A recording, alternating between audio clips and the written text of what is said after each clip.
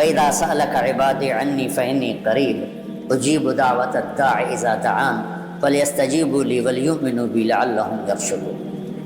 کہ اللہ تعالیٰ کہہ رہا ہے میرے بندے کن سے مانگ رہے ہو؟ جو یا مر گئے ہیں یا اگر زندہ بھی ہیں تو تمہاری طرح وہ محتاج ہیں تو مجھ سے مانگو نا، میرے خزانوں کی کوئی حد نہیں، انتہا نہیں ہے۔ وہ ہمارے ماحول میں دیہاتوں میں وہ پیر سائیں رب ساڈی سندا نہیں، تہاڈی موڑدا نہیں، کوئی میرا مینوں پتر لے دیو، بیچارے سیدھے سر۔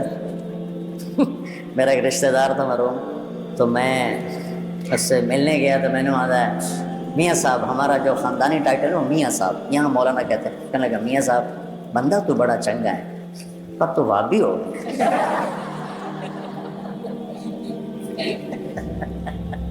میں کیا وہ میں کیوں وابی ہو گیا کہ تو پیرانو ہی نہیں مننا؟ کہتے ہیں میرا تو اپنا پیر ہے قادری سلسلے کا، میں تو وہ ہاتھ بیعت ہوئے ہوئے ہیں، اسی پیرانو مننے ہیں پر اے نہیں ہے بھائی پیر پتر دے، پتر اللہ دیندا ہے، گلا یہ تا گل ہوئی۔ ہر پیر دا رب کوٹا بنایا، وہ اپنے کوٹے چو لے کے دے دیندا۔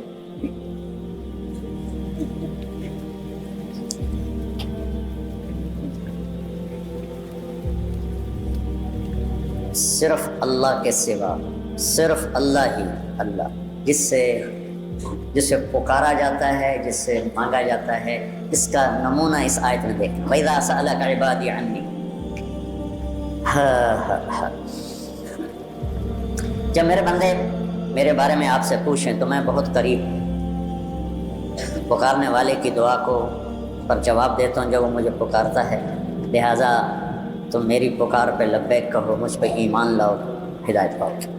یہ تو اس کا سادہ سا ترجمہ، لیکن جو اس میں حسن ہے وہ وَإِذَا، اذا کا مطلب ہے میرے بندو مجھ سے مانگنے کے لیے کوئی ٹائم مقرر نہیں، دن رات، صبح شام، اندھیرا اجالا، گرمی سردی، مشرق مغرب۔ وَإِذَا، جب جس موقع پر جیسے پکارو گے، زبان سے، آنکھوں سے، آنسوؤں سے، دل کی دھڑکنوں سے، اندر کے غم اور دکھ سے، جس طرح بھی مجھے پکارو میرے بارے میں۔ وَإِذَا، ان نہیں اذا، جب بھی میرے محبوب سألک آپ سے پوچھیں، عبادی پہلے عنی بعد میں، حالانکہ اللہ کی شان کے مطابق ہونا چاہیے۔ وَإِذَا سَأَلَكَ عَنِّي عِبَادِي، جب میرے بارے میں میرے بندے آپ سے پوچھیں، اور اللہ یہاں عبادی کو پہلے اور اپنی ذات کو بعد میں، اور عبادی محبت کا لفظ، میرے بندے، مومنین نہیں کہا، مسلمین نہیں کہا، عبادی میرے بندے۔ تو سبھی اللہ کو یا عبادی الذین اسرفوا علی انفسہم، تو کتنے دفعہ قرآن میں یا عبادی، تو عباد میں سارے آ گئے۔ تو اللہ کہہ رہا ہے میرے محبوب جب میرے بندے، کیا محبت ہے اس میں، میرا لال، میرا بیٹا، میرا جگر، موت کو دیکھتی، تو جب وہ ناراض ہوتے ہیں پھر دفعہ دور ہو جا کتا کمینہ میری نظر سے۔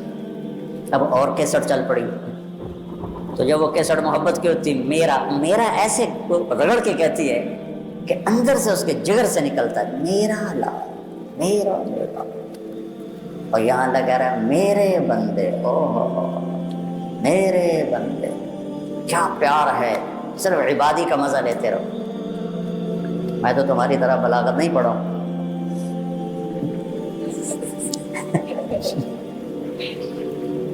اپنے ذوق کی وجہ سے، میرا ادبی ذوق ہے، شاعرانہ ذوق ہے،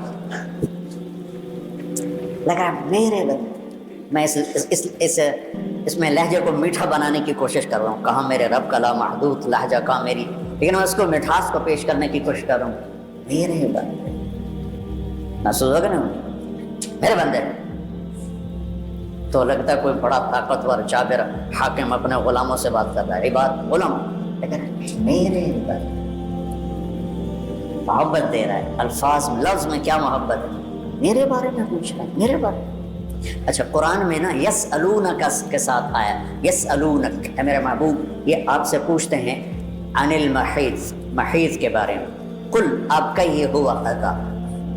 پھر صحابہ نے سوال کیے، اللہ نے جواب دیے، اور جواب میں نبی کو بیچ میں لائے کہ میرے نبی آپ یوں کہیے، یسألونک عن الانفال، یہ کہتے ہیں انفال مال غنیمت کا ہے، قل میرے حبیب آپ کہیے الانفال للہ والرسول۔ یسألونک عن الاہلہ، یہ اہلہ کے بارے میں سوال کرتے ہیں۔ قل کہیے میرے محبوب، ہی مواقیت للناس۔ یسألونک ماذا ینفقون، یہ آپ سے سوال کرتے ہیں کیا خرچ کریں۔ قل العفو، میرے محبوب آپ فرمائیے زائد۔ یہ طرز قرآن کا سمجھ میں آ گیا۔ اب انہی صحابہ نے سوال کیا کہ ہمارا رب کدھر ہے؟ قریب ہے تو مناجات کریں، دور ہے تو زور سے پکاریں۔ تو پچھلے طرز کلام کے مطابق یہاں آنا چاہیے تھا یسألونک عنی، یسألونک عنی، یہ آپ سے میرے بارے میں پوچھ رہے ہیں۔ قل هو قریب، آپ کہیے وہ قریب ہے، جو پیچھے کوئی 14-15 دفعہ یہ آیا ہے یسألونک۔ تو یسألونک، یسألونک، اب وہی صحابہ کہہ رہے ہیں کہ اللہ کے بارے میں ہم آپ سے پوچھتے ہیں، تو آیت کا اترنا اسی طرح سے ہونا چاہیے، یسألونک عن اللہ قل هو قریب، یسألونک عنی قل هو قریب۔ میری بات سمجھ میں آ رہی کہ یہ میرے محبوب آپ سے پوچھ رہے ہیں میرے بارے میں، تو آپ کہیے وہ قریب ہے۔ لیکن یہاں سارا جملہ تبدیل کر دیں، سارے جملے کی کیمسٹری تبدیل کر دیں۔ وَإِذَا، وہاں اذا نہیں، یسألونک، یسألونک کا مطلب ہے کہ اس وقت یہ جواب ہے، آئندہ اس میں تبدیلی آ سکتی ہے۔ اور اذا سأل کا مطلب ہے کہ اب جو جواب آئے گا ہمیشہ کے لیے آئے گا، اس میں کوئی تبدیلی نہیں ہو سکتی۔ وَإِذَا اور یسألون، جب یہ میرے بندے میرے بارے میں پوچھیں تو آگے اللہ نے کہنا تھا کہیے میں قریب ہوں، اللہ کہتا ہے فإنی قریب، میں قریب ہوں۔ میں پوچھتا ہوں کہ بھائی مولانا زبیر صاحب کدھر ہیں؟ تمہارا نام کیا ہے؟ میں کہتا ہوں سعید، مولانا سعید صاحب، مولانا زبیر صاحب کدھر ہیں؟ تو آپ کہیں گے کہ وہ بیٹھے ہیں، ٹھیک ہے۔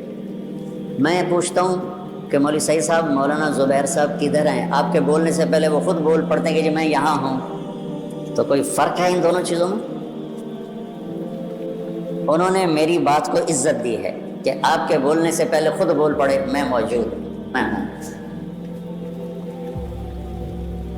شیخ رمزی ہوتے تو زیادہ سمجھا سکتے، اب میرے جو اندر احساسات ہیں میرے پاس آگے الفاظ کوئی نہیں۔ اللہ تعالیٰ فرما رہے ہیں کہ جب میرے بندے میرے بارے میں آپ سے پوچھیں تو ایک دم اللہ نے کلام کی شکل بدلی کہ میرے حبیب آپ پیچھے ہٹ جائیں، اس کا جواب میں خود دوں گا کہ میرے بندہ تیرے پاس ہی تو ہوں، تیری شارت سے زیادہ تیرے قریب ہوں۔ اللہ نے اپنے حبیب کو بیچ میں نہیں شامل کیا کہ میرے محبوب آپ پیچھے ہو جائیں۔ مجھے یہ جواب اتنا پسند آیا ہے کہ میں چاہتا ہوں کہ آپ کی جگہ میں خود جواب دوں، میرے بندوں میں تمہارے پاس ہوں، تمہاری شارت سے زیادہ قریب، تم سے دور نہیں ہوں۔ اینما تولوا فثم وجہ اللہ، میں تم سے دور نہیں ہوں، تمہارے پاس ہوں، تمہاری شارت سے زیادہ قریب ہوں، تو قدم قدم میری معیت تمہارے ساتھ ہے۔ مجھے پکارنے کے لیے زور لگانے کی ضرورت نہیں ہے، عربی کی ضرورت نہیں ہے، جس زبان میں پکارو گے وہ سنے گا۔ آگے کہتا ہے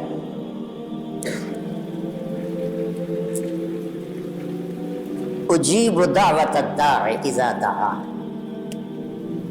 میں تیرے پاس تیرے قریب۔ ایک ہے دعا، ایک ہے دعوت۔ دعوت ہوتا ہے ایک دفعہ بلانا، اور دعا ہوتا ہے بار بار بلانا، مانگنا، پکارنا۔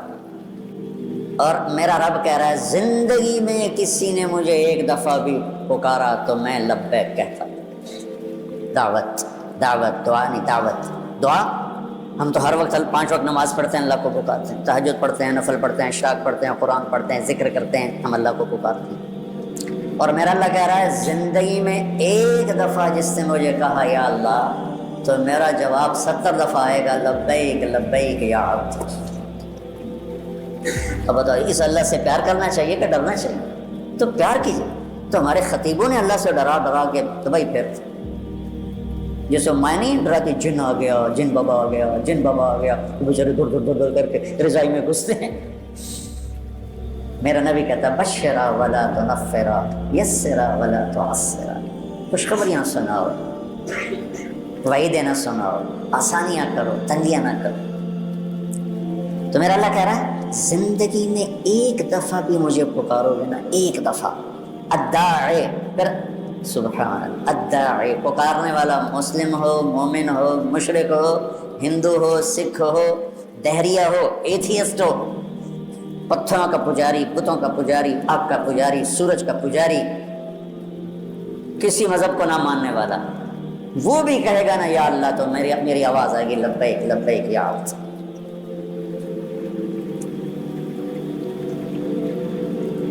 بچہ اب گھروں میں بچہ ماں سے کہتا اماں، وہ کہتی جی جی میرا لال، پھر کہتا اماں، وہ کہتی جی، وہ پھر کہتا اماں، وہ کہتی پھر وہ کہتا اماں، وہ کہتی بکواس نہ کر، تم ساری رات اپنے رب کو پکارو، ساری رات وہ تمہیں لبیک لبیک سے جواب دیتا رہے، ساری رات، ساری زندگی اسے پکارو، ہر پل اس کے طرف سے لبیک میرا بندہ، لبیک میرا بندہ، لبیک میرا بندہ۔ حضرت تھانوی رحمۃ اللہ علیہ، مولانا اشرف علی تھانوی رحمۃ اللہ علیہ کے مواعظ میں ہے ایک قصہ، تو لہٰذا اس کی سند کی تو میرے پاس کوئی چیز نہیں ہے، لیکن کیونکہ انہوں نے نقل کیا میں بھی نقل کر دیتا ہوں کہ ایک شخص پتھر کا پجاری تھا، تو ہر وقت دو یا صنم اس کے سامنے بیٹھ کے بولا کرتا تھا۔ 70 برس گزر گئے تو ایک دفعہ اس کی زبان سے نکل گیا یا سمد، یا سمد، تو اللہ نے کہا لبیک لبیک میرا بندہ، میں حاضر میرا بندہ۔ فرشتوں نے کہا یا اللہ یہ تو تجھے جانتا ہی نہیں ہے، زبان پھسل گئی۔ اللہ نے فرمایا 70 سال سے انتظار کر رہا تھا کہ کبھی تو مجھے پکارے گا، آج چاہے بھولے سے پکارا ہے میں جواب دوں۔ اس کا تو پتہ نہیں پیچھے سند کیا ہے، لیکن ایک میں حدیث آپ کو پیش کرتا ہوں کہ جب قارون زمین میں دھنس رہا تھا اور اللہ نے 2 رکوع اتارے، ان قارون کان من قوم موسیٰ فبغى علیہم فخسفنا به وبدارہ الارض۔ قارون نے کیا کیا تھا؟ موسیٰ علیہ السلام کے لیے ایک عورت کو تیار کیا۔ موسیٰ علیہ السلام نے زکوٰۃ مانگی، بنو اسرائیل کی زکوٰۃ تھی 1 لاکھ پہ 10,000، ہماری زکوٰۃ ہے 1 لاکھ پہ 2,500، اتنا فرق، پھر بھی لوگ نہیں دیتے ہیں، اور ان کی 10,000۔ جب اس نے حساب کیا تو کروڑوں میں چلی گئی، انہوں نے کہا کون اتنا دے؟ اس نے ایک عورت کو پیسے دیے کہ تو موسیٰ علیہ السلام پہ نا بدکاری کی تہمت لگا تھی، اور پھر اور بھی دوں گا۔ موسیٰ علیہ السلام بیان فرما رہے تھے، یہ قارون کھڑا ہو گیا کہ جی جو آدمی زنا کرے اس کی کیا سزا ہے؟ موسیٰ علیہ السلام نے فرمایا اس کو سنسار کرو، پتھر مار کے ہلاک کیا۔ تو کہنے لگا یہ عورت کیا کہتی ہے؟ اس نے اشارہ کیا، وہ کھڑی ہو گئی، کہ کیا کہتی ہو؟ اس کی جب نور نبوت پہ نظر پڑی، کہا جی میں کچھ نہیں کہتی، مجھے اس نے پیسے دیے تھے کہ میں آپ پہ گناہ کی تہمت لگاتا۔ تو موسیٰ علیہ السلام سجدے میں چلے گئے، جلالی نبی، تو اللہ نے کہا زمین تیرے تابع ہے، جو کہے گا کرے گا۔ وہ کھڑے ہوئے تو موسیٰ علیہ السلام نے زمین سے کہا پکڑ لے اس کو، تو زمین نے اس کو ایسے کھینچا اور اس کے پاؤں اندر گئے، کہنے لگا موسیٰ مجھے معاف کر دو، آئندہ نہیں کروں۔ تو موسیٰ علیہ السلام نے فرمایا اور پکڑ لو، وہ گھٹنوں تک چلا گیا، موسیٰ مجھے معاف کر دو، میں آئندہ نہیں کروں۔ جتنی دفعہ وہ کہتا میں آئندہ نہیں کروں گا، موسیٰ علیہ السلام کہتے اور پکڑو اور پکڑو اور پکڑو، یہاں تک کہ وہ سارا اپنی بدنصیبی لے کر زمین میں زندہ زمین میں دھنس گئے۔ ہاں فإنی قریب اجیب دعوت الداع اذا دعان۔ جبریل آئے، موسیٰ اللہ فرما رہے ہیں میرے کلیم، قارون نے آپ کی اتنی منتیں کی، آپ نے اسے معاف نہ کیا، میری عزت کی قسم ایک دفعہ قارون مجھے پکارتا میں اسے نکال کے باہر پڑا، اس نے مجھے پکارا ہی۔ تو میرے عزیزو، اللہ ہی اللہ ہے، للہ المشرق والمغرب، لہ ما فی السماوات وما فی الارض وما بینہما وما تحت الثرى، وَإِن تَجْهَرْ بِالْقَوْلِ فَإِنَّهُ يَعْلَمُ السِّرَّ وَأَخْفَى، اللہ لا الہ الا ہو لہ الاسماء الحسنى۔ کیا خوبصورت تعارف ہے اللہ کا۔ تو یہ پیار محبت سے دنیا کو بتانا، ڈنڈے مار کے نہیں، زبان کی تیزی اور شدت سے، پیار سے، کہ اللہ شارک سے قریب، اللہ نیند سے پاک، اونگ سے پاک، خزانے لامحدود، بھائی اس کو پکار، جو ایک لمحے میں کہے گا لبیک، ایک لمحے میں جواب آئے گا لبیک۔ تو اللہ وَإِذَا سَأَلْتَ فَاسْأَلِ اللَّهَ وَإِذَا اسْتَعَنْتَ فَاسْتَعِنْ بِاللَّهِ. نفل پڑھو دعا مانگو، نفل پڑھو دعا مانگو. یہ اس کے اوپر رمضان کی بات آ رہی ہے. شہر رمضان الذی انزل فیہ القرآن. یہ رمضان کا مہینہ ہے جس میں ہم نے قرآن کو اتارا. میں بارہا بتا چکا ہوں رمضان کا مطلب ہے جل جانا. اس میں اللہ پورے مہینے کے روزے کے بدلے میں اور رات کی تراویح کے بدلے میں اللہ ایمان والوں کے گناہوں کو جلا دیتا ہے، پاک صاف کر دیتا ہے. اس لیے اس کو رمضان کا مہینہ کہا جاتا ہے. اور اللہ تعالیٰ نے اللہ کا عرش اس میں پہلے آسمان پہ آ جاتا ہے. تو اس میں یہ آئی ہوئی آیت. پھر آگے رمضان شروع ہو جاتا ہے کہ سیزن ہوتے ہیں. رمضان دعاؤں کا سیزن ہے. مانگو اللہ سے کھل کے مانگو کہ اس کے خزانوں میں کوئی کمی کوئی نہیں ہے. لہٰذا بھائیو، نماز کے ذریعے، روزے کے ذریعے آسمان تک دعائیں. 1996 میں ایک مسئلے میں پھنس گیا. تو کوئی اتنی وہ مشکل تھا کہ وہ کوئی شکل نظر نہیں آ رہی تھی اس کے حل ہونے کی. تو میں نے روزے رکھنے شروع کر. تو ہمت تھی، قوت تھی، سر درد نہیں ہوتا تھا. اب تو روزے کی وجہ سے جو ہی ظہر کا وقت آتا ہے تو سر درد کا حملہ ہوتا ہے پیٹ خالی ہونے کی وجہ سے. تو مسلسل میں نے 20 روزے رکھے مسلسل. یہاں تک اس میں ہمارا ایک سفر کراچی کا تھا.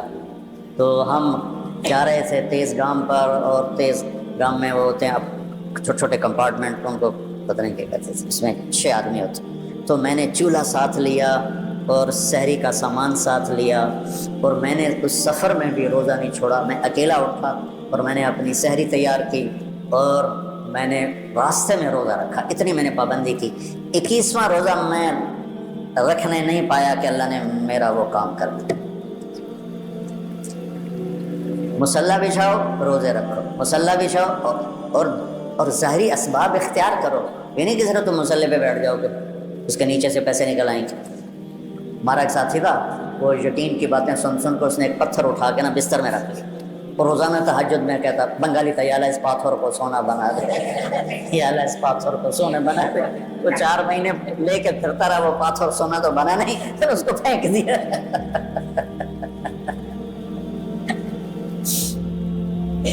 اپنی ظاہری کوشش پوری ہو اور پھر اللہ سے مانگو.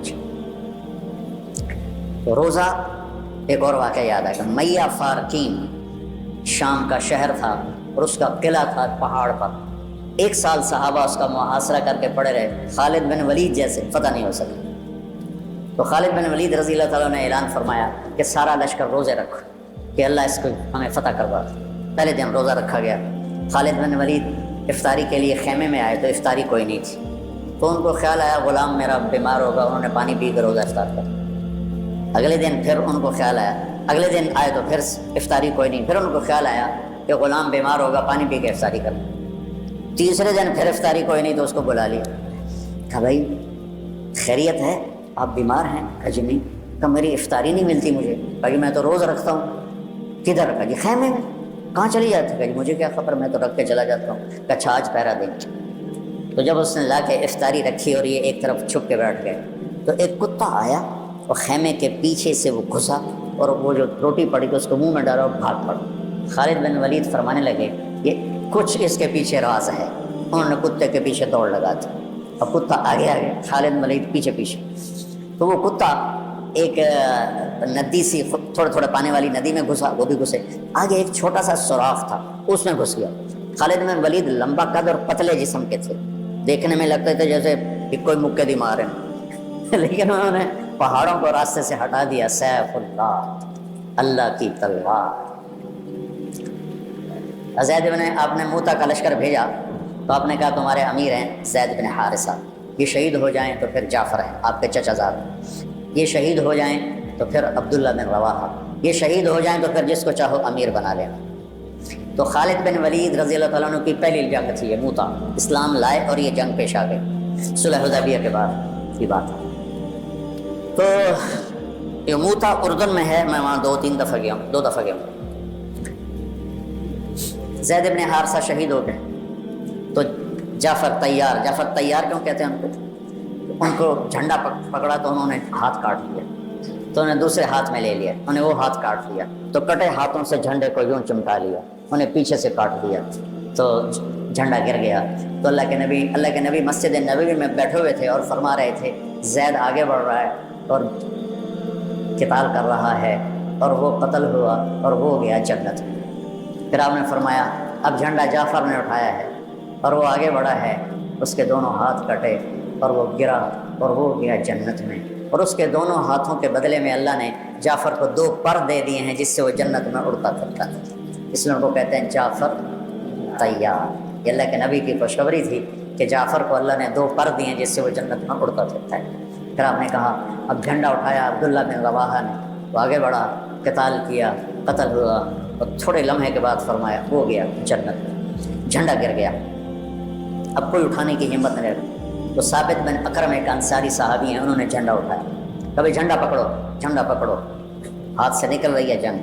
تو لوگوں نے کہا تو ہی پکڑ لے, تو بدری آدمی. ثابت بن اکرم بدری صاحب, کہا بھائی میرے بس کا نہیں ہے, کسی اور کو پکڑاؤ. تو سفرہ تفری میں کس کے منہ سے نکلا خالد کو پکڑاؤ, وہ نہیں پتہ چلا, شور شرابہ تھا. تو کسی نے کہا خالد کو پکڑاؤ. یہ کہنا تھا کہ سب نے کہا خالد کو دو, خالد کو دو. اب اللہ کے نبی خاموشی سے اوپر دیکھ رہے ہیں ایسے سامنے سناٹا, اور ادھر یہ ہو رہا ہے. تو آخر سب نے کہا خالد تو وہ جھنڈا اٹھا. وہ کہنے لگے میں تو نیا مسلمان ہوں اور میری پہلی جنگ ہے, بابا کسی پرانے آدمی کو دو. تو سب کہیں تو ہی لے, تو ہی لے, تو ہی لے. تو خالد نے ایک ہاتھ میں جھنڈا پکڑ کے دوسرے ہاتھ سے جب یوں تلوار لہرائی نا, تو میرے نبی نے فرمایا اللہ نے اپنی تلواروں میں سے ایک تلوار کو نکال لیا ہے, سیف اللہ, سیف اللہ. اس دن آپ کے ہاتھ سے 9 تلواریں ٹوٹیں لڑتے لڑتے. پھر اللہ نے ان کے ہاتھوں فتح نصیب فرمائی. 3000 کے لشکر نے 1 لاکھ پہ غلبہ پایا. پانی پڑھو.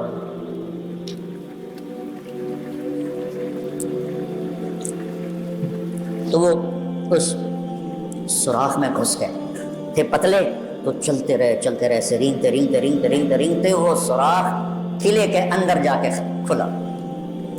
اللہ نے روزے کی برکت سے ایک کتے کے ذریعے سے راستہ دکھا تھا. تو حضرت خالد بن ولید نے کہا بھائی 100 آدمی تیار ہو جاؤ, پتلے پتلے, آج رات فتح ہے انشاءاللہ. تو ان کو لے کے گھسے. صرف 88 اندر جا سکے, 12 ذرا تھوڑے سے ہیوی تھے, وہ نہیں گھس سکے. تو 88 آدمیوں کو لے کر وہ اس سوراخ میں سے رینگتے ہوئے قلعے میں داخل ہوئے اور جا کے حملہ کیا, اور اللہ نے دروازہ کھول دیا, اللہ نے فتح نصیب فرمائی. تو روزہ اور نماز دنیا اور آخرت کے کام بنانے کا وسیلہ اور ذریعہ ہے, اگر ہم اس کو یقین کے ساتھ کریں. جب مشکل پیش آئے اپنا ظاہری سبب بھی اختیار کرو اور نماز بھی پڑھو. 1984 میں ہمیں 3 سال نقصان ہوا, 81, 82, 83. بارش, سیریز, کپاس, ریزہ. اب ذمہ داروں کے پاس کوئی جمع پیسہ تو ہوتا نہیں, تو قرضے چڑھ گئے اور ڈر لگا کہ اب شاید کوئی زمین بیچ کے اتارنے پڑے. تو میں رائمنڈ سے مجھے بیماری کی وجہ سے چھٹی ملی تھی, میں گھر پر تھا. میں نے ابا سے کہا اس دفعہ میں کپاس کی کاشت کرواؤں. کہنے لگے بیٹا کروا دو. تو کپاس میں پھر سارے جو تھے اس زراعت کے ماہرین ان کو لے کر ان کے ساتھ کرتے اللہ نے اس کو پورے علاقے کی سب سے خوبصورت کپاس بنا دی. اب مجھے کسی نے کہا اس پر نا سپرے میں 1 کلو یوریا ڈال کر نا پر ایکڑ 1 کلو یوریا کا سپرے کر لو پانی کے ساتھ اور دوا کے ساتھ. میں نے کہا اس سے کیا ہوگا؟ ایسے پتوں پر ڈائریکٹ جب پڑے گی نا کھاد تو وہ جلدی سبز ہو کر. میں کہا ٹھیک. وہ مجھے یاد نہ رہا, میں نے 1 کی بجائے 5 کلو ڈال دیا. اچھا شام کو ہم اپنے تایا مرحوم کے ڈیرے میں اکٹھے بیٹھے تھے, تو میری کپاس کی بڑی تعریف ہو رہی تھی. تو میں نے کہا میں نے آج ایک کام اور بھی کیا ہے, ایک عشاء کے بعد کی بات. کہنے لگے کیا کیا؟ میں نے کہا میں یوریا کھاد کا سپرے ٹھوک دیتا ہے.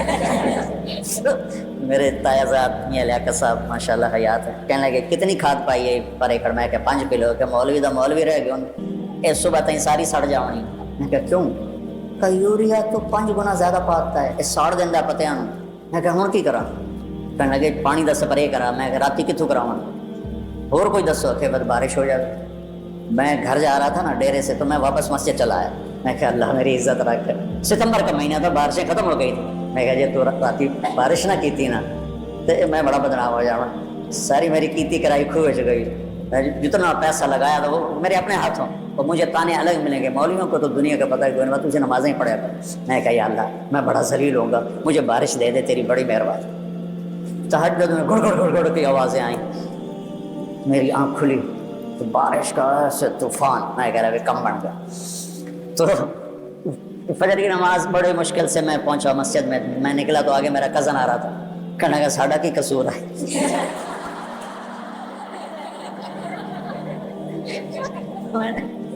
میں نے پوچھا کیا ہوا؟ کہ تو نے تو غلط سپرے کرایا، تو تیری دعا پہ اللہ نے بارش کر کے دھو دیا، ہمارے تو ٹھیک سپرے تھے وہ سارے ضائع ہو گئے۔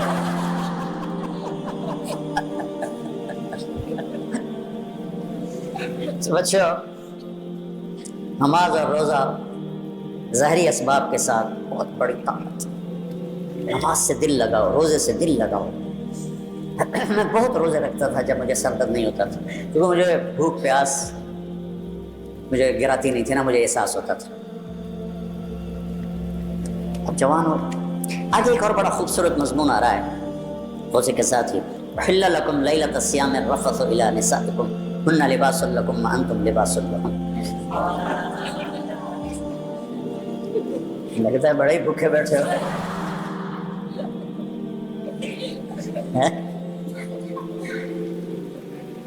یہ تو میرا فیورٹ مضمون ہے نا، کہ اللہ فرما رہا ہے کہ تمہاری بیویاں تمہارا لباس، اور اللہ عورتوں سے فرما رہا ہے تمہارے خامن تمہارا لباس۔ اس ایک لفظ میں میرے اللہ نے خامن اور بیوی کے رشتے کی قیمت، قدر، حسن، جمال اور اس کی بقا اور اس کی اہمیت ساری ایک لباس میں بتا دی۔ میرے اور لباس کے درمیان کوئی چیز حائل ہو سکتی؟ کوئی بھی نہیں ہو سکتی۔ میرے جسم سے میرا لباس ملا ہوا ہے۔ یہ رشتہ ایسا ہونا چاہیے میاں بیوی کی محبت کا کہ وہ دو جسم اور ایک جان بن جائے۔ کیا ہے؟ من تو شدم تو من شدی، من جان شدم تو تن شدی، تا کس نہ گوید بعد ازی من دیگرم تو دیگری، آفاقہا گردیدہ ہم بسیار خوباں دیدہ ہم، مہر بتاں ورزیدہ ہم، لیکن تو چیزیں دیگری، من تو شدم تو من شدی، من جان شدم تو تن شدی، تا کس نہ گوید بعد ازی من دیگرم تو دیگری۔ یہ اسی آیت کا ترجمہ ہے کہ خامن اور بیوی کا رشتہ ایسا ہے کہ جانیں دو ہیں اور روح ایک، جسم دو ہیں روح ایک، ہن لباس لکم وانتم لباس لہن۔ کہ دیکھو مجھے کتنا ہی غصہ چڑھ جائے میں اپنے لباس کو پھاڑوں گا، کتنا ہی غصہ چڑھ جائے اس پر چائے ڈالوں گا، اس کو کینچی سے کاٹ دوں گا، کسی اور کا گریبان میں پھاڑوں گا، اپنا کبھی نہیں پھاڑوں گا۔ کتنا ہی بیوی پہ غصہ آ جائے یا بیوی کو کتنا ہی خامن پہ غصہ آ جائے، ایسے بول نہ بولے کہ محبت کا لباس پھٹ جائے۔ محبت ایک نازک سا رشتہ ہوتا ہے، یہ رویوں سے باقی رہتا ہے اور بد اخلاقی سے ختم ہو جاتا ہے۔ دودھ پلانے والی ماں بھی اگر بیٹے پہ سختی کرے گی تو بیٹے کے دل سے محبت کی شمع بجھ جائے گی۔ تو بیوی تو ایک باہر سے آیا ہوا رشتہ، خونی رشتوں میں سب سے قریب رشتہ ماں اور باپ، اگر ان میں شدت ہوگی تو بغاوت آ جائے گی۔ ایک اس میں اللہ یہ بتا رہا ہے کہ تیرے اور تیری بیوی کے درمیان کسی کو حائل نہیں ہونا چاہیے۔ ہمارا جیسے جو مشترکہ نظام زندگی ہے تو اس میں سارے رشتے اس رشتے کے درمیان، ادھر سے ساس، ادھر سے سسر، ادھر سے نند، ادھر سے دیور، ادھر سے بھاوج، ادھر سے جٹھانی، یہ اس طرح انہوں نے اس رشتے کو مسل کے رکھ دیا ہے کیونکہ اس کا سارا حسن و جمال ختم ہو کے رہتے ہیں۔ اس رشتے میں کوئی اور نہیں داخل ہو سکتا۔ حضرت عائشہ، حضرت حفصہ، حضرت ام سلمہ، حضرت سودا، یہ ایک جماعت تھی اور باقی 5 دوسری جماعت تھی، جو جب آپس میں ٹسل وغیرہ سوکن والی تھی تو یہ 4 ایک ذہن ہوتے تھی، 5 ایک ذہن ہوتی تھی۔ لیکن حضرت عائشہ کے معاملے میں ساری ایک ذہن تھی کہ اللہ کے نبی حضرت عائشہ سے زیادہ پیار فرماتے تھے، اور آپ نے کھلے مجمع میں کئی دفعہ میں سنا چکا ہوں، عمرو بن عاص نے پوچھا یا رسول اللہ من احب الناس الیک، آپ کو سب سے زیادہ کس سے پیار ہے؟ تو عرب کی میں وہ معاشرت بھی بتا چکا ہوں کہ عرب اپنی بیوی سے اظہار عشق میں شرماتے تھے، اور معشوقہ سے اظہار عشق میں فخر، جیسے آج کل گرل فرینڈ کا فرینڈ ہے، میری اتنی گرل فرینڈ ہے، میری اتنے بوائے فرینڈ. برباد ہوگی ہماری معاشرت، ہمارے بچے بچیاں. اس نظام تعلیم نے انہیں تباہ کر کے رکھ دیا، اور انسانیت آنسو بہت یہ سود اخلاقی پستی ہے. اسلام ایک خوبصورت مذہب ہے، دین ہے، جو صرف نکاح کا رشتہ قائم کرتا ہے لڑکے لڑکی کے درمیان، باقی ہر رشتہ حرام. تو نے کہا یا رسول اللہ آپ کو سب سے زیادہ کس سے پیار ہے؟ ہمیں کہا عائشہ. اتنے زور سے کہا کہ سارے مجمع نے سنا. وہ گھبرا گیا کہ یا رسول اللہ یہ نہیں، مردوں میں کہوں کس سے زیادہ پیار؟ تو آپ نے ابو بکر کی بجائے کہا عائشہ کے عباس. تو ازواج مطہرات نے حضرت بی بی فاطمہ رضی اللہ عنہ علیہ السلام کو بھیجا کہ آپ جا کے بات کریں. تو وہ تشریف لائیں تو حضرت عائشہ کے گھر کی باری تھی کہ یا رسول اللہ آپ کی بیگمات ابو بکر کی بیٹی کے بارے میں شکایت کرتے. تو آپ نے یہ نہیں پوچھا کیا شکایت کرتے. خامد اور بیوی کے رشتے میں فاطمہ جیسی بیٹی بھی داخل نہیں کر سکتی. آپ نے کہا بیٹی آپ کو یہ پسند نہیں ہے کہ جس سے آپ کا باپ محبت کرے آپ بھی اس سے محبت کریں؟ تو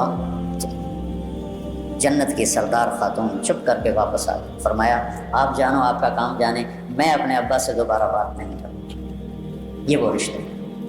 اب تم نوجوان ہو، تمہاری شادیاں ہوں گی، تو ساس بہو بڑا خوبصورت رشتہ ہے. دیکھو میں نے میری 2 بیٹیاں تھیں، میں نے ان کی شادی کر دی، اور میں بیٹیوں سے خالی ہو گیا. تو میں نے اپنے 2 بیٹوں کو شادی کی، 2 بہویں لے کر آیا. تو ہم دونوں نے طے کیا کہ ہماری بیٹی ہمارے گھر آ گئی، اب ہم ان سے بیٹی والا سلوک کریں. جب انہوں نے دیکھا کہ ہم ان کے ساتھ بیٹی جیسا سلوک کرتے، انہوں نے ہمیں ماں باپ بنا لیا. تو وہ ہماری خدمت ہماری بیٹیوں سے بھی زیادہ کر رہے ہیں. محبت بہوؤں سے تو نسل چلتی ہے، میری جو نسل چلے گی، میرے بیٹے کی جو نسل چلے گی وہ میری بہو سے چلے گی. تو اسی کو میں زخمی کر دوں تو پھل کیا لگے؟ درخت کو ایک زخم لگ جائے وہ پھل کٹا جاتا، مرجھا جاتا. اور یہ جو بچیاں ہیں یہ اپنے ماں باپ کو کھو کے چلی گئیں سسرال کے گھر.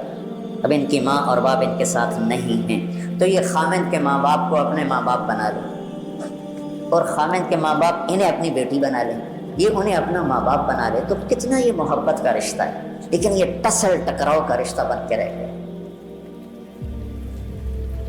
چونکہ ہم نے اپنے نبی کی زندگی نہیں پڑھی، تو پھر ہم سے اپنی بیویوں پر زیادتی ہوتی ہے، ماں کی وجہ سے، باپ کی وجہ سے، بھائیوں کی وجہ سے، بہنوں کی وجہ سے. ایک بات بہن کان میں ڈال لیتی ہے، یہ بہن سے رشتہ مضبوط ہے، بیوی سے ابھی مضبوط نہیں ہے، تو اسی پہ چل کے اس کی بےزتی ہو رہی ہوتی ہے، اس کو ذلیل کیا جا رہا ہے. ماں کچھ کہہ دیتی ہے. اور بعض نادان والدین ایسے ہیں جو بیٹی کی شادی کرنے کے بعد بھی اس پہ کنٹرول رکھتے ہیں، پیچھے سے اس کو ہدایات دیتے ہیں، تو انہیں ساس سے یہ کرنا ہے، سسر سے یہ کرنا ہے، خامن سے یہ کرنا ہے. یہ بیوقوف والدین بھی اپنی بچیوں کا گھر برباد کر دیتے ہیں. اور وہ معصوم بچی والدین سے تعلق کبھی زیادہ ہوتا ہے، خامن سے کم ہوتا ہے، تو وہ ماں باپ، میری امی کہہ رہی میں کیا کروں، میرے ابو کہہ رہے میں کیا کروں. ایسے امی ابو سے ہاتھ جوڑ کے کہتا ہوں جب بیٹی کو رخصت کر دیا ہے تو اسے اس گھر میں بسنے دو. اس کو پیچھے سے جو لوگ اپنے تار ہلاتے رہتے ہیں وہ ان کے گھر اجڑ جاتے ہیں. تو اب عورت میرا لباس ہے، میں عورت کا لباس. اب عورت کی باری آ گئی کہ اب بیوی اور خامند کے درمیان بیوی کہے گی میں آپ کی بیٹی ضرور ہوں لیکن میرا خامند پہلے. اب میرے باپ ضرور ہیں لیکن میرا خامند پہلے. اب میری ماں ضرور ہیں لیکن میرا خامند پہلے. اور بیٹا کہے گا ماں جی آپ میری ماں ہیں لیکن میری بیوی میری ہے. ابا جان میں آپ کا بیٹا ہوں، آپ مجھے حکم دیں، میں آپ کی خدمت کروں، میں آپ کے لیے چائے بناتا ہوں، میں آپ کے کھانے کا، میری بیوی کی ذمہ نہیں. تو اجتماعی زندگی نے برباد کر کے رکھ دیا. کہیں اس کا ماشاءاللہ اچھے نمونے بھی ہیں، یہ بہت خوبصورت نظام زندگی ہے، لیکن غلط ہونے کی وجہ سے نا، وہ پچھلی دفعہ میں نے اس پہ بات کی تو خواخے بڑا مشہور ہوا تھا، خواخے خوفناک لفظ.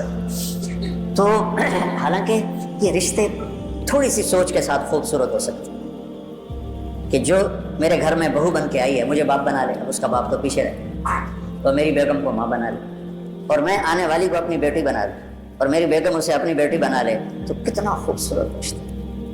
لیکن پہل سسرال سے ہوتی ہے، کوئی موقع ہاتھ سے جانے نہیں دیتے، خود ہی شادی کرتے ہیں، خود ہی برباد کر دیتے ہیں. لباس میں کوئی چیز حائل نہیں ہو سکتی، لہٰذا اس رشتے میں کسی کو اولاد بھی نہیں داخل ہو سکتی۔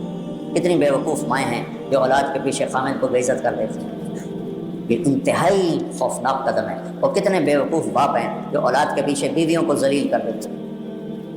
اولاد بعد میں ہے، اس رشتے کے بعد والدین، لڑکی کے والدین، لڑکے کے والدین، حالانکہ ان دونوں کے بچے یہ سب بعد میں ہیں، پہلے یہ خامد اور بیوی کا رشتہ ہے۔ سینکڑوں آیات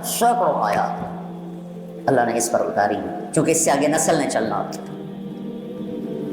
تو ہمارا ماحول ایسا ہے کہ اس میں خوبی نہیں دیکھتے۔ اور میرے نبی کی حدیث پاک یاد آئی، آپ نے فرمائی ہے میرے جو انصار ہیں یہ بڑے اعلیٰ لوگ ہیں، ان کے گھر میں جب کسی کی بیٹی شادی ہو کے آتی ہے تو اسے محسوس ہی نہیں ہوتا اپنے گھر میں ہوں یا سسرال کے گھر میں۔ تو میرے عزیزو، یہ بہت لمبی رات ہے، بہت بڑا پہاڑ ہے، یہ اللہ ہی اس کو ہلائے اور ہٹائے تو ہٹائے، لیکن میرے ذمے تو اگرچہ بت ہیں جماعت کی آستینوں میں، مجھے ہے حکم اذان لا الہ الا اللہ۔ میں تو کہتا رہوں گا وہ جو گیت تم نے سنا نہیں، میری عمر بھر کا ریاض تھا، میرے درد کی تھی وہ داستان جسے تم ہنسی میں اڑا گئے۔ گھر کی زندگی کو کسی نے نہیں بیان، میں دعویٰ ایسے اللہ مجھے معاف فرمائے، میں دعوے کے طور پہ نہیں کہہ رہا ہوں، اللہ کی نعمت کے طور پہ کہہ رہا ہوں کہ جس طرح اللہ نے مجھ سے، میرے ذریعے سے، میرے نبی کی گھر کی زندگی کو لوگوں کے سامنے پیش کروایا، یہ پہلی دفعہ ہو۔ بس عبادات عبادات عبادات۔ تو آپ میرے شاگرد ہو، میں چاہتا ہوں آپ کے گھر میں جب کسی کی بیٹی آئے آپ کی بیگم بن کر، آپ کے والدین کی بہو بن کر، تو وہ اسے یوں لگے جیسے میں اپنے ماں باپ کے گھر ہوں۔ چوتھے دن اس کو تانے ملنے شروع ہو گئے۔ میں یہ اپنے گھر کا واقعہ سناتا ہوں۔ اللہ تعالیٰ نے مجھے خوشحال کرانا، ہم نے آنکھیں کھولی تو نوکروں کی گودیں، نوکرانیاں، نوکروں کی ایک لائن قطار۔ اللہ نے میری شادی کرائی، گھر کا کلچر، اور میری والدہ شوق سے کبھی کوئی سالن بنائے تو بنائے، ورنہ نوکرانیاں، نوکر۔ اس لیے میری ماں کو نہ زیادہ اچھی روٹی پکانی آتی تھی نہ سالن پکانا آتا تھا، ہمیں گزارا ہی کر دیا ہے کہ کرنا ہی نہیں پڑا۔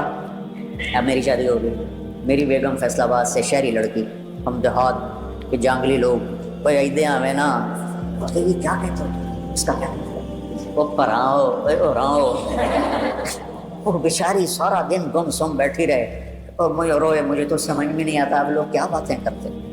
یہ اس کی کیفیت ہے۔ اور جرگہ بیٹھ گیا، اب ساری بڈھیاں، چاچیاں، پھوپھیاں، بہنا اکٹھے ہو مقدمہ کیا، تیری ماں سارا دن چولہے تے سڑ دیے تے بیگم تیری پلنگ تے ٹھکتے بیٹھی ہوندی ہے۔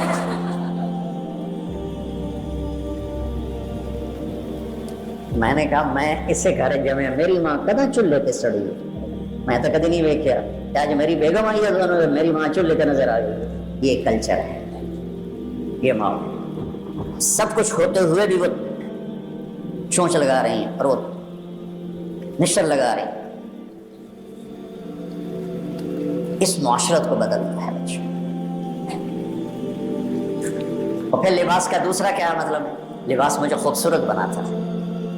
خاوند بیوی کا رشتہ ایک دوسرے کو خوبصورت بنا دیتا ہے۔ کبھی اونچ نیچ ہو جائے، جیسے لباس کسی جگہ کیل سے پھنس کے پھٹ جاتا ہے تو ہم اس کو ویسے ہی چھوڑتے کہ فوراً سیتے ہیں۔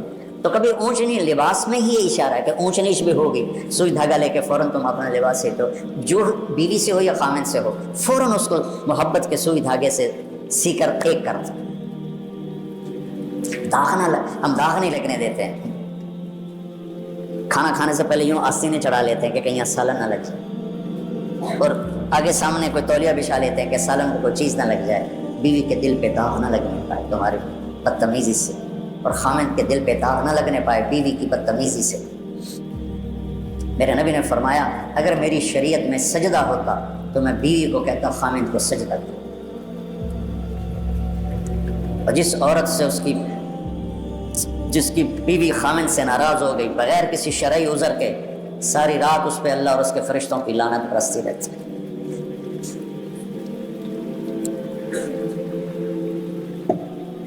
پھر لباس کا ایک اور مطلب، جب آپ چھوٹے تھے تو ماں باپ آپ کے لیے کپڑے خرید کے لاتے تھے، اب آپ بڑے ہو گئے تو آپ اپنی پسند کا لباس خود لیتے، خود خرید۔ مجھے سفید لباس پسند ہے، تو لہٰذا میں یہی پہنتا ہوں سارا سال، ساری سردیاں، ساری گرمیاں. پہلے جو ماں نے پہنا دیا وہ پہن لیا. تو جب کالج میں گئے تو اپنی پسند کے پہنے، جو بھی پہنے. سو میں 3 پیس سوٹ سلوا کے آیا.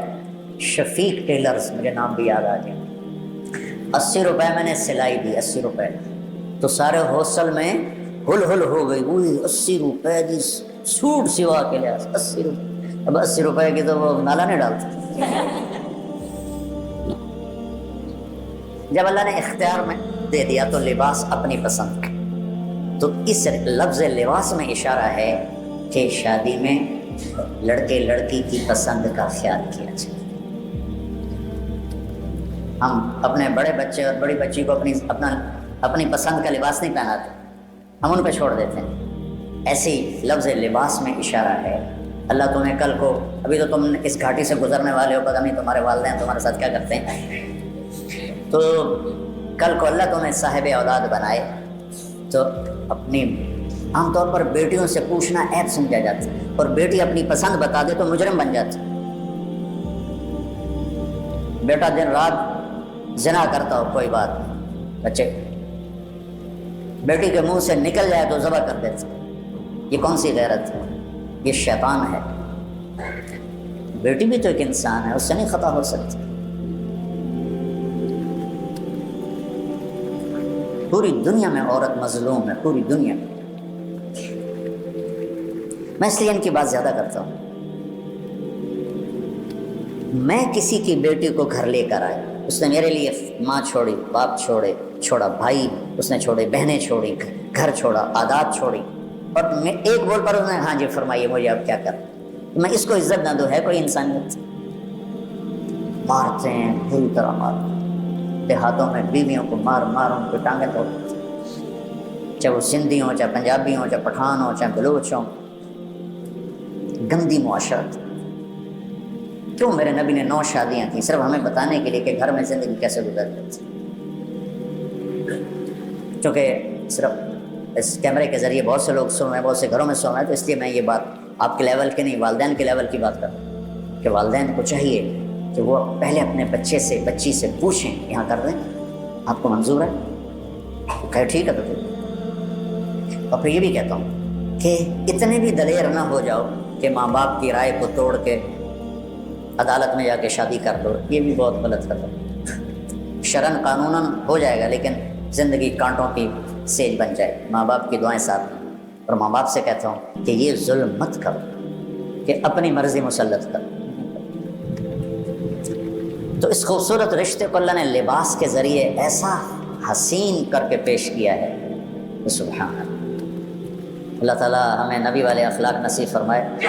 سارا قرآن تو شیخ رمضی صاحب بھی بتا سکتے ہیں، مجھے تو جو آیت سوکھی لگتی ہے آپ کو بتا دیتا ہوں. تو اور جو معاشرت سے، جو ضروریات زندگی سے متعلق ہے قرآن کی، وہ آیات جو آج اس وقت ہمیں ان کی طرف توجہ دینے کی زیادہ ضرورت ہے، وہ میں آپ کے سامنے لانے کی کوشش کر رہا ہوں. آپ کی توفیل کوئی ذرہ علم اللہ مجھے بھی نصیب فرما دے. اللہم لک الحمد کما انت اہل، وصلی علی محمد کما انت اہل، وخلنا ما انت اہل انک اہل التقوی واہل المغفرۃ. اللہم وفقنا لما تحب وترضى واجعل آخرتنا خیرا من الاولى. لك فضللنا وعلى صالح الأخلاق تقومنا، لك فضللنا وعلى صالح الأخلاق تقومنا، لك فضللنا وعلى صالح الأخلاق تقومنا، وإلى الناس فلا تكلنا من سيء الأخلاق وجنبنا. اللهم حسن خلقنا فحسن خلقنا، اللهم ألف بين قلوبنا وأصلحنا واصلح بيننا. ربنا تقبل منا صيامنا وقيامنا برحمتك يا رب. اللہ تعالیٰ کی ذات اپنے بندوں سے بہت قریب ہے، اور اللہ تعالیٰ اپنے بندوں سے بے پناہ محبت کرتا ہے. اللہ تعالیٰ اتنا قریب ہے، اتنا قریب ہے کہ اللہ سے زیادہ قریب بندوں سے کوئی بھی نہیں ہے. اللہ تعالیٰ قرآن میں ارشاد فرماتا ہے وَإِذَا سَأَلَكَ عِبَادِي عَنِّي فَإِنِّي قَرِيب. اے میرے محبوب صلی اللہ علیہ وسلم، لوگ آپ سے سوال کرتے ہیں میرے بارے میں، میرے بندے آپ سے مجھ سے سوال کرتے ہیں، آپ کہیے آپ فَإِنِّي قَرِيب، میں قریب ہوں. اور پھر آگے اللہ تعالیٰ ارشاد فرماتا ہے اجیب دعوت الداعی اذا دعانی فلیستجیبوا لی ولیؤمنوا بی لعلہم یرشدون. اور جب بھی کوئی بندہ مجھ سے دعائیں مانگتا ہے تو میں اس کی دعائیں سنتا ہوں، میں اس کے بہت قریب ہوں. मैं उसकी मुरादें पूरी करता हूँ। उजीब दावत दाई इज़ा दआन फलयस्तजीबू ली, उनकी दुआओं को सुनता हूँ। वलियुमिनू भी, चाहिए कि वो मुझ पर ईमान लाए, मुझ पर यकीन करें। लअल्लहुम यरशुदून, ताकि मेरे पर यकीन करने की बदौलत वो रास्ता पाए, हिदायत पाए। अल्लाह ताला अपने बंदों से बेपनाह मोहब्बत करता है, मांगने की तलकीन देता है, मांगने से अल्लाह खुश होता है। अल्लाह के नबी सल्लल्लाहु अलैहि वसल्लम का फरमान से ये बात साबित है कि दुनिया के तमाम दरबार में साइल के सवाल से लोग नाराज़ होते हैं, मगर अल्लाह की वाहिद वो ज़ात है जिससे अगर मांगा जाए तो वो नाराज़ नहीं होता, बल्कि अपने दर पर आए हुए बंदों से वो खुश होता है, खुशी का इजहार करता है। अल्लाह के नबी सल्लल्लाहु अलैहि वसल्लम ने फरमाया, रात के आखिरी पहर में अल्लाह ताला समाए दुनिया पे नुज़ूल फरमाता है और ये ऐलान होता है अल्लाह ताला की तरफ से कि है कोई मांगने वाला, है कोई ज़रूरतमंद, है कोई बीमार जिसे शिफा न मिल रही हो, है कोई कर्ज में डूबा हुआ जिसके कर्ज की अदायगी की कोई सबील न हो, है कोई अपनी गुनाहों से मुआफ़ी मांगने वाला, है कोई ऐसा बंदा जिसने गुनाह कर करके अपने आप को तबाह कर लिया हो। अल्लाह ताला फरमाता है, मेरे गुनाहगार बंदो, खाबे वक्त से उठो, मेरा दर तुम्हारे लिए खुला है, मेरे पास आओ। चुनांचे जब एक बंदा अल्लाह के पास हाजिर होता है और ये अर्ज़ करता है कि बारी अल्लाह, मैं गुनाहगार बंदा हूँ, तो अल्लाह ताला फ़ौरन उसे माफ़ कर देते और अपने दरियाए करम से उसे बख्श देते और अपनी रहमत का, अपने फजल का दरिया उस पर जारी कर देते हैं। जब तक इंसान अल्लाह से ताल्लुक़ कायम किए रहता है, तब तक अल्लाह ताला उससे अपनी तवज्जो नहीं हटाते।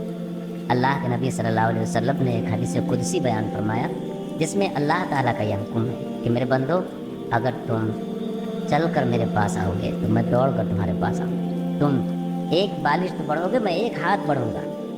तुम एक हाथ बढ़ोगे तो मैं कई कदम तुम्हारी तरफ बढ़ूँगी। यानी अल्लाह की ज़ात, वो जो फारसी का मक़ूला है कि रहमत हक़ बहाना मी जोयत, कि अल्लाह की रहमत बहाना ढूंढती है। जब कभी भी कोई ज़रूरत हो, अल्लाह के सामने आए, अल्लाह से मांगे। वो है जो सबकी सुनता है, वो है जो सबको अता करता है, वही है जो तमाम हाजात का मालिक है। अल्लाह ताला तो कई जगह कुरान में कहते हैं, अनल अज़ीज़, मैं ही ज़बरदस्त हिकमत वाला, अनल गफ़्फ़ार, अनल क़हार, अनल वहाब, मैं ही हूँ देने वाला, मैं ही हूँ बख्शने वाला, मैं ही हूँ दरगुजर करने वाला। मेरे सिवा कोई नहीं जो दरगुजर करे, मेरे सिवा कोई नहीं जो माफ़ करे, मेरे सिवा कोई नहीं जो दरियाए करम को इस तरह बहाए। दुनिया पे कितने मखलूक हैं, गुनहगार भी हैं, बेगुनाह भी हैं। अल्लाह ताला जिस तरह अपने नेक बंदों को रोज़ी पहुँचाता है, जिस तरह सूरज का निकलना, चाँद का निकलना, गन्नों का उगना, बारिश का होना, ये तमाम चीज़ें जिस तरह चल रही हैं उसी तरह चल रही हैं। गुनहगार बंदे भी उससे फ़ायदा उठा रहे हैं, नेक लोग भी उससे फ़ायदा उठा रहे हैं। अल्लाह का दरियाए करम दिन रात बह रहा है। अल्लाह ताला की तरफ से भी ऐलान होता है कोई हिदायत पाने वाला। और गज़ब की बात है, अल्लाह ताला ने लोगों का इंतज़ाम भी किया, हिदायत का भी इंतज़ाम किया। हर बात कुरान में प्यारे लहजे में समझाया गया। उनके पैगंबर मोहम्मद सल्लल्लाहु अलैहि वसल्लम ने बड़े प्यार से समझाया कि लोगों, अल्लाह की मानो, लोगों अल्लाह से मानो, लोगों अल्लाह के करीब आओ, लोगों उससे अपनी मुरादें करो, लोगों उससे अपनी सवाल रखो, लोगों उनसे अपना दिल लगाओ। वही है जो हर वक्त अपने बंदों की हाजात पूरी करने में लगे हुआ है। वही है जो कभी किसी के सवाल से उकताहट महसूस नहीं करता है। वही वो ज़ात है जिसे कभी नींद नहीं आती। वही वो ज़ात है जो अपने इंतज़ाम में वाहिद व यकता है। वही वो ज़ात है जो किसी का मोहताज नहीं। वही वो ज़ात है जिसका दरियाए करम हर वक्त जारी रहता है। बस ज़रूरत है उसके करीब आने की। अल्लाह ताला अपनी ज़ात से वाबस्तगी नसीब फरमाए और हर वो काम से जुड़ने की तौफीक अता फरमाए जिससे उस ज़ात आली की कुर्बत नसीब हो, दुनिया और आखिरत की भलाई नसीब हो। सब्सक्राइब करें हमारे चैनल लाइट ह्यूमैनिटी को, क्लिक करें बेल आइकन पे, जिससे हर एक नोटिफिकेशन आपको